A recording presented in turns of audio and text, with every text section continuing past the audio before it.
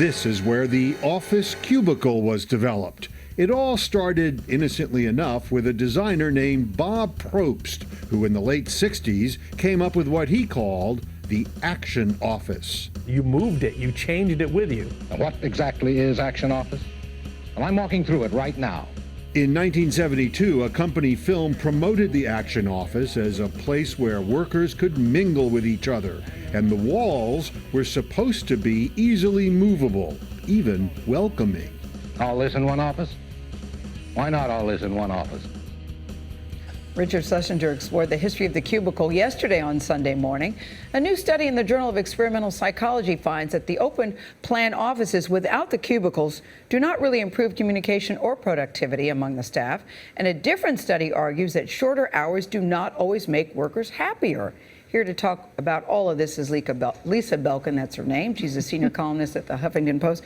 Don't want to change your name today, Lisa Belkin. Not today, thank you. Good to see you, Gail. Good to see you, too. It's always good when you're here. So Google made that open floor plan very hip and very cool. The thinking was it would breed creativity and camaraderie, but this study says maybe not. Well, the study says that it doesn't make everyone blissfully happy and they're not all singing Kumbaya. It doesn't say, let's all wall everyone off either. It says, I think that the best is somewhere in the middle. So yeah, you have to have an office that is open in a lot of ways because of real estate. It's just that's the way things work nowadays. But little places also where people can get together one-on-one, make a private phone call, sprawl out on a couch. So I think maybe with studies like these, we're going to go back somewhere in the middle.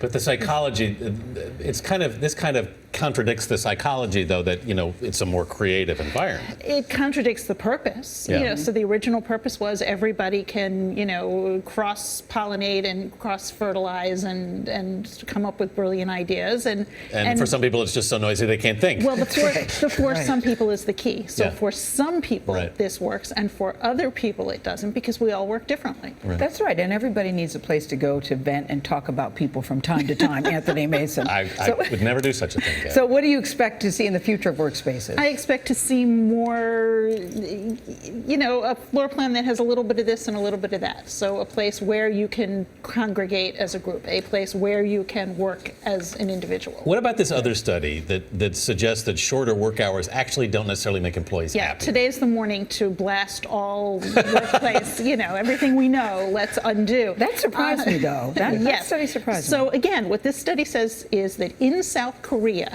people who went from a 6-day work week to a 5-day work week were more stressed. Now, first of all, it's in South Korea where, culture by culture is different. Right. And they weren't told to do less work. They were just told to do it in less time. So again, it's, it depends on the variables. Right. And you can't just do a blanket policy and expect it's going to work for everyone in every work. But this is suggesting that some of the myths we've come up with for office work aren't necessary or may not be true. It means you can't put people in little boxes. Lisa Belkin, thanks.